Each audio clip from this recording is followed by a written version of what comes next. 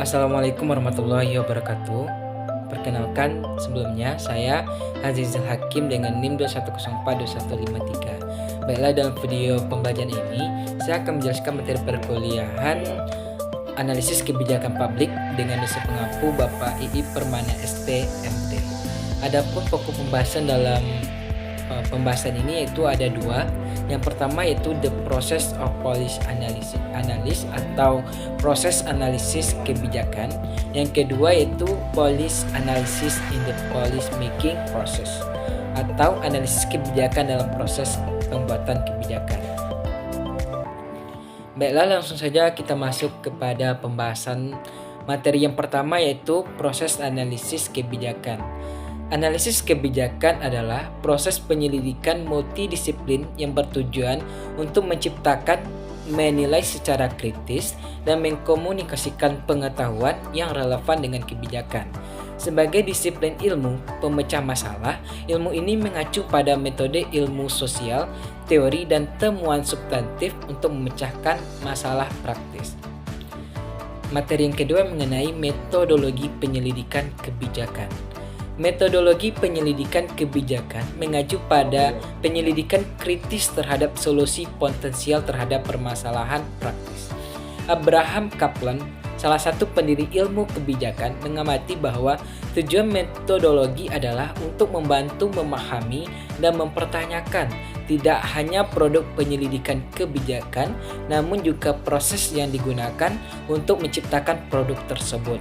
Metodologi penyelidikan kebijakan berkontribusi pada pemahaman relatif terhadap teori, metode, dan praktik bidang khusus seperti analisis manfaat biaya di bidang ekonomi, analisis implementasi dalam ilmu politik, dan penganggaran program dalam administrasi publik. Selanjutnya itu mengenai analisis kebijakan sebagai multidisiplin ilmu. Analisis kebijakan sebagian bersifat deskriptif. Hal ini bergantung pada disiplin ilmu sosial tradisional untuk menggambarkan dan menjelaskan sebab dan akibat dari suatu kebijakan. Namun kebijakan ini juga bersifat normatif, sebuah istilah yang mengacu pada penilaian nilai tentang apa yang seharusnya terjadi, berbeda dengan pernyataan deskriptif tentang apa yang seharusnya terjadi. Untuk menyelidiki masalah efisiensi dan keadilan, analisis kebijakan mengacu pada ilmu ekonomi normatif dan analisis keputusan, serta etika dan cabang filsafat sosial dan politik lainnya, yang semuanya membahas tentang apa yang seharusnya terjadi. Analisis kebijakan sebagian materi selanjutnya yaitu mengenai pengetahuan yang relevan dengan kebijakan. Terdapat 5 pengetahuan yang relevan dengan kebijakan. Yang pertama, pengetahuan akan masalah kebijakan. Masalah kebijakan merupakan representasi dari situasi masalah yang merupakan kumpulan kekhawatiran, tanda-tanda stres, atau kejutan yang tidak memiliki solusi yang jelas. Yang kedua yaitu pengetahuan tentang hasil kebijakan.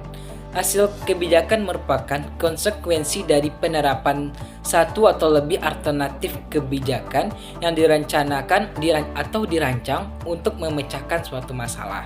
Yang ketiga yaitu kebijakan yang dipilih.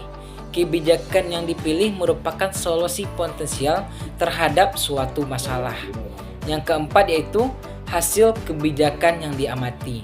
Hasil kebijakan yang diamati merupakan konsekuensi penerapan kebijakan yang dipilih saat ini atau di masa lalu. Yang kelima yaitu pengetahuan akan kinerja kebijakan. Kinerja kebijakan merupakan sejauh mana hasil kebijakan yang diamati memberikan kontribusi terhadap solusi suatu masalah.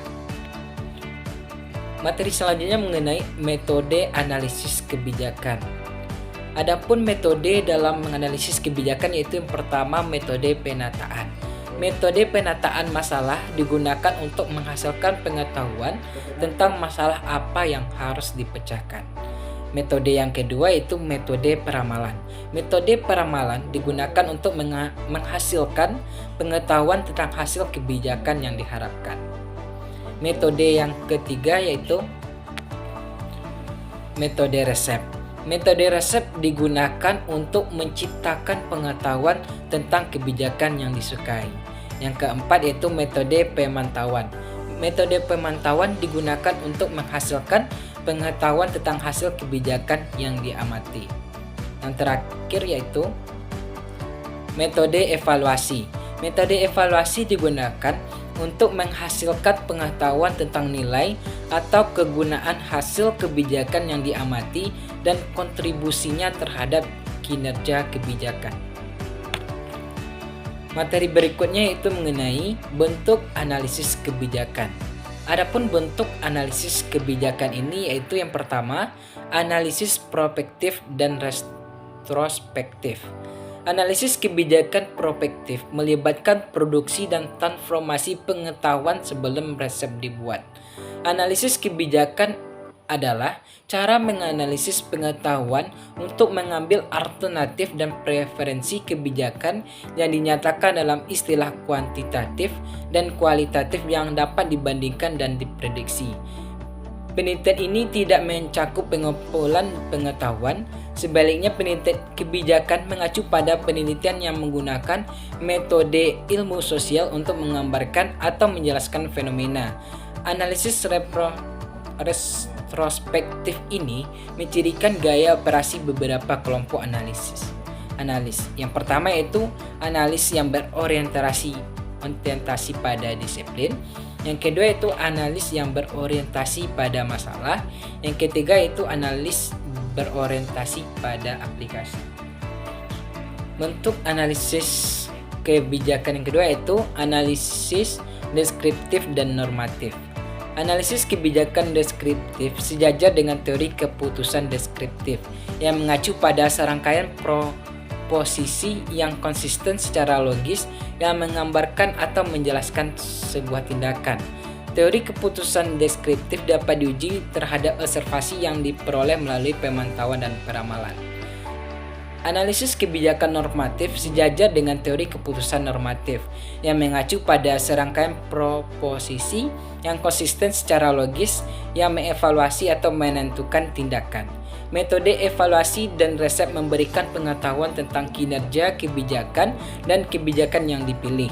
Kebijakan yang telah atau akan menjadi efisien secara optimal karena manfaatnya lebih besar daripada biaya. Atau secara optimal adil karena mereka yang paling membutuhkan menjadi lebih baik.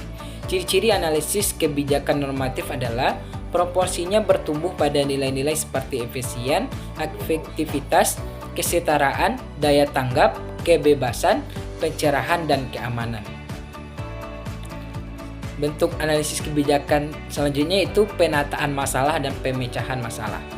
Prosedur penataan masalah dirancang untuk mengidentifikasi elemen-elemen yang masuk ke dalam definisi masalah, tetapi tidak untuk mengidentifikasi solusi. Sebaliknya, metode pemecahan masalah dirancang untuk memecahkan dan bukan untuk menyusun masalah. Pemecahan masalah pada dasarnya bersifat teknis, berbeda dengan penataan masalah yang pada dasarnya bersifat konseptual. Metodenya seperti peramalan ekonometrik ataupun analisis manfaat biaya dalam metode pemecah masalah. Bentuk analisis kebijakan berikutnya yaitu analisis terintegrasi dan tersegmentasi.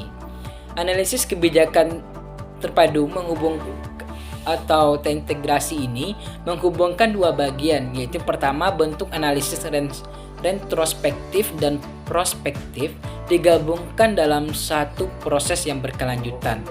Bentuk yang kedua yaitu bentuk analisis deskriptif dan normatif juga dihubungkan, seperti halnya metode yang dirancang untuk menyusun masalah dan juga menyelesaikannya. Secara praktis, hal ini artinya analisis kebijakan terpadu menjembatani beberapa segmen utama analisis kebijakan multidisiplin. Kerangka analisis kebijakan terpadu membantu mengkaji asumsi, kekuatan, dan keterbatasan metode yang digunakan dalam disiplin ilmu yang sangat terspesialisasi sehingga sulit diterapkan dalam penyelesaian masalah praktis. Materi selanjutnya mengenai praktik analisis kebijakan. Adapun praktik analisis kebijakan, yaitu logika yang direkonstruksi versus logika yang digunakan. Proses analisis kebijakan terpadu merupakan rekonstruksi logis. Proses analisis kebijakan sebenarnya tidak pernah benar-benar sesuai dengan rekonstruksi ini, karena semua rekonstruksi logis merupakan abstraksi perilaku dan bukan deskripsi literal dari perilaku tersebut. Ketidaksesuaian ini dapat ditangkap dengan istilah logika yang digunakan, yang mengacu pada cara analis yang berpraktik melakukan pekerjaan mereka. Khususnya pekerjaan tersebut sangat menyimpan dari praktik terbalik, metodologis yang diamati oleh rekonstruksi logis. Variasi dari praktik terbaik bergantung pada sejumlah faktor, termasuk karakteristik pribadi analis, sosialisasi profesional mereka, dan lingkungan kelembagaan di mana mereka bekerja. Materi yang kedua yaitu mengenai analisis kebijakan dalam proses pembuatan kebijakan. Analisis kebijakan yaitu proses menciptakan, menilai secara kritis, dan mengkomunikasikan pengetahuan tentang dan dalam proses pembuatan kebijakan. Analisis kebijakan bekerja di bawah insentif yang dirancang untuk mempromosikan pengetahuan praktis, khususnya pengetahuan tentang apa yang berhasil.